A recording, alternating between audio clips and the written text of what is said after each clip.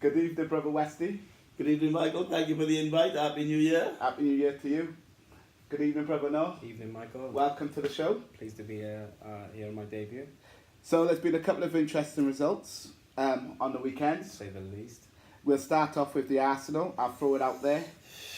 The rationale behind Arsenal's 5-1 defeat, I'd like to know. As an Arsenal fan, I thought we matched Liverpool when we played at home. I know playing away makes a difference. Big, Anfield. But I weren't Twelve expecting it to be a 5-1 difference. No? And I need to add a caveat into this as well. Mm. I think Arsenal should have at least had a pen. Liverpool were better than us. I hear that. Stonewall second half, right? I'm not going to take their result away from them. They deserve the win. But I think that the referee also made some decisions which probably didn't help. But we won't focus on that. We'll focus on how we played and 5-1. So I'll throw it to Wesley first. I'll give you your chance in a minute. What's your understanding behind the result? You get what you pay for. Yes. That's the bottom line. If you pay Man City, I know they're a bit crazy of a team, but Man City come out with 2 full-backs for £50 million each. Mendy and Walker, top draw, top quality.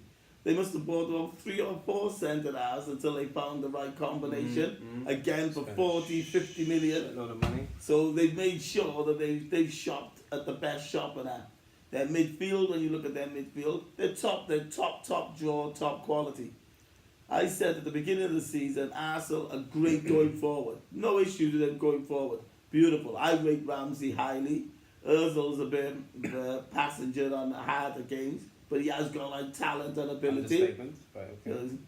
Then Pierre and Lacazette, quality players. But unfortunately, you can't keep outscoring teams.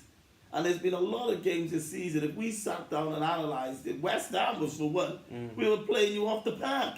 But because you got a 3-1 win, then everything's okay. We've gone 22 games unbeaten. Yeah, who are you beating? Karabag. You're counting Karabag in that 22-match run. And there must be at least 6 games, at least.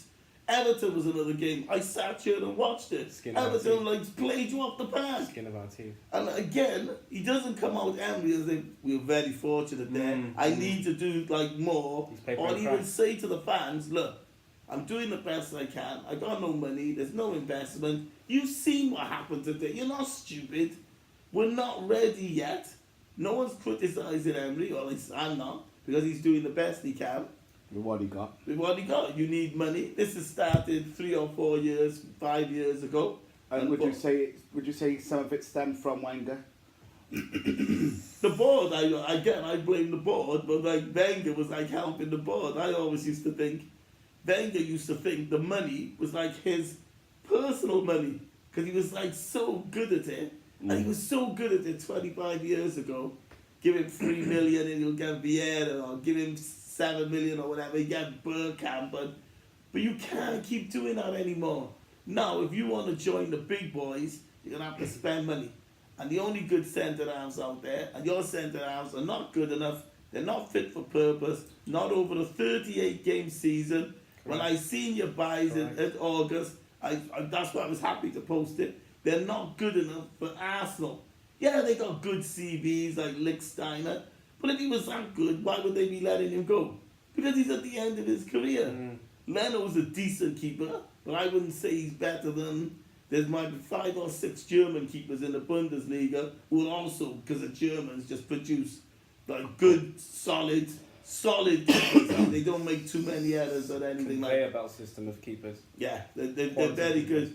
And yesterday, I suppose you just got exposed. I mean, I was really angry. That's the key word, exposed. You go a goal up, and I sat here and I'm thinking to myself, I've coached all over the place, many areas in Cardiff. I coached in New York and that. And the first thing I would tell my kids, if we go 1 up, nobody gets goal side of you. Nobody runs off you.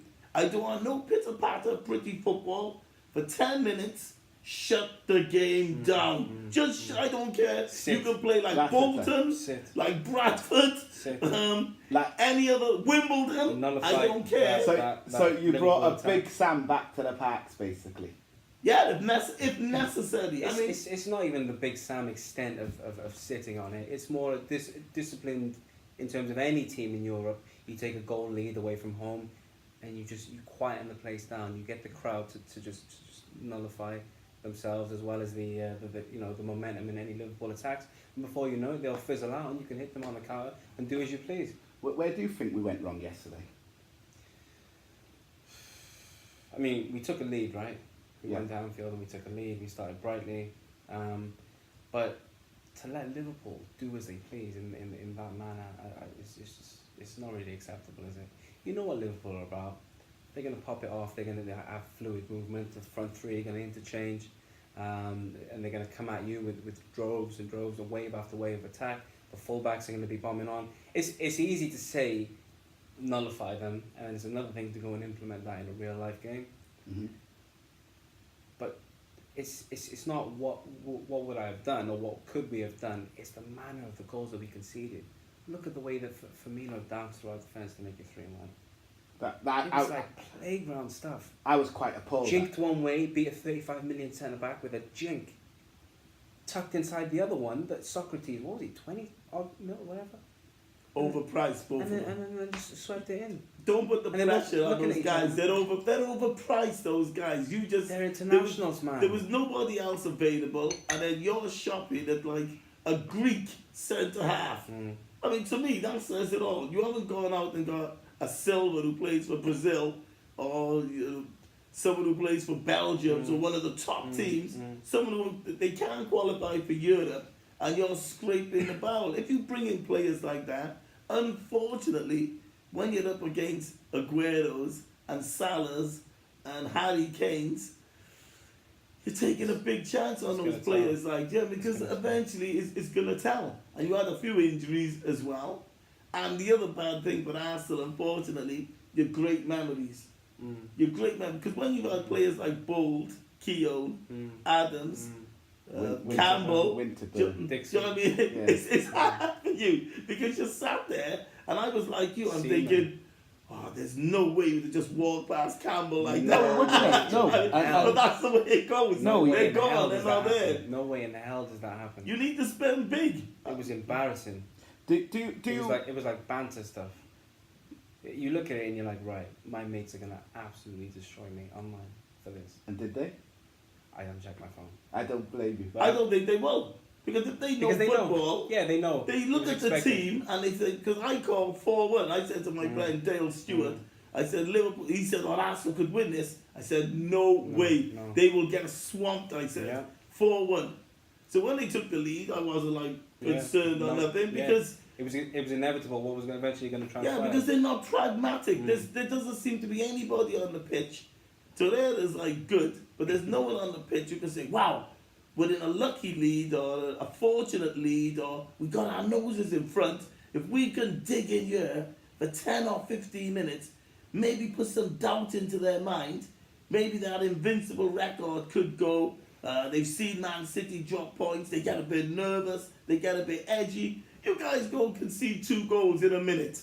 If that was my under 11s or whatever, I'd be going crazy on the line. So we're looking at player quality, right, and calibre as a determining factor to yesterday's result. Liverpool's left back is who? Robertson from Hull, how much?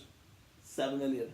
Yeah, thereabouts. Yeah, but there's a massive difference. Because number one, on the right-hand side, he's been there. Number one, he got Premiership experience. So first of all, see, this is what you guys got to understand. Were we not just discussing calibre though? Calibre of player. Yeah, but I'm answering it. First, he got Premiership experience.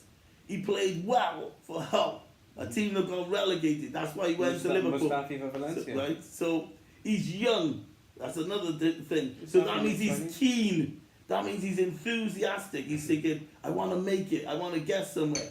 I haven't proven myself yet. He's also, there's another bit. He's also been under like Klopp. Now Klopp is like Pep. He definitely improves players. Mourinho doesn't improve players. So you've got a number of factors. And he's British born. So I suppose he's used to the pace. He's used to the aggression.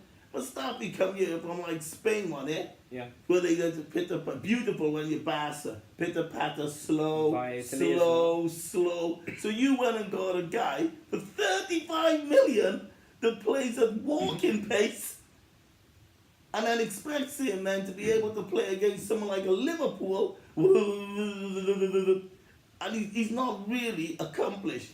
My point is, whoever you have, however much they cost, whatever caliber player they are, whatever the coach implements in terms of a game plan, and then ends up being executed, will always determine what the result is. Shaqiri got relegated with Stoke City, okay? Robertson got relegated with Hull, cost 10 million. Wijnaldum got relegated with Newcastle, cost a couple of quid, 10-ish, 15, whatever. I don't think that the be-all and end-all is always how much you pay for someone and what caliber of player they've shown themselves to be. No, I can answer that one. If you can raise... That's a quick answer on that. Was if you come into a team that's very dominant, then it makes it a lot easier for you to like raise your game. Okay. So if there's 10 top quality players and you put Wijnaldum to add to it, or you put Robertson to add to it, then it makes a big difference. If you come into a struggling side, unfortunately, then you may not look like you're going to shine, which is why better players always try to go to the Bayern Munich, the Juventus. Ronaldo scored 2 again yesterday. Ronaldo's not going to go to Brighton because he's thinking, if I go to Brighton, I might not be scoring these goals. I'm going to go to a great side who are going to give me chances. They're going to dominate the ball, so I'm going to look good. So one final question on Arsenal. We already know, he already says he'll get top 4. Do you think Arsenal can get top 4? What's your prediction? Let's look at who finishes above us without a shadow of a doubt, okay? Manchester City, without doubt. Liverpool, without doubt. I think you're then left with the remaining 3 of Tottenham, Chelsea and Man United. So you're not putting Manchester United in? You're saying we can't... to suggest that those teams are guaranteed to put together a better run of results than Arsenal, I think, is not a foregone conclusion the way that people are making out. But in terms of what we've displayed on the pitch, yeah, it doesn't look like we'll get it. It looks like Chelsea have got better consistency. Spurs, obviously, have got ridiculous match winner in Harry Kane, and he'll just pull something out of nothing at any time. And those will be the determining factors, I think. I don't think we can't go and finish top 4. I think what the other teams have, Chelsea's consistency, Tottenham's stability and Harry Kane factor, will be the determining factors. But those two will probably finish above us. Yeah, I said it's Spurs as well. Hazard, Eriksen. Yeah, sorry, another one. Yeah, them as well. Them as well. Game Sounds changers. like we haven't got anybody. Game changers. But saying that, we've got Lacazette. Like I said, you're very good going forward. They don't Like they don't impact games the way that those players. aforementioned. Yeah. Especially big games. Big games. Because they're 6 pointers. Those big games are Yeah. 6 pointers. I won't say what I was going to say, but I think we're going to touch on it in a bit anyway.